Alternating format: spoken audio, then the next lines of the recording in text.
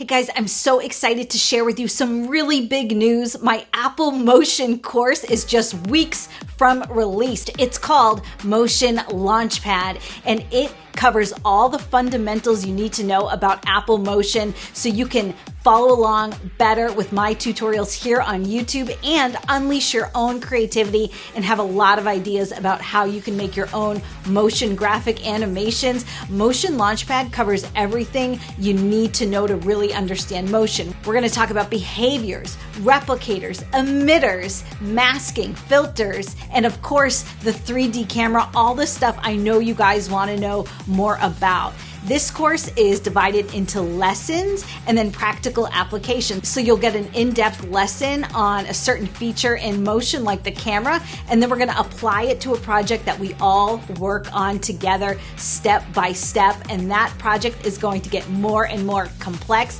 and exciting as we go. And you know how I do it. I zoom way into the screen so you can see exactly what I'm doing, and I explain everything in very plain language so you can follow along. Motion Launchpad is a comprehensive course that follows a logical sequence at a great pace.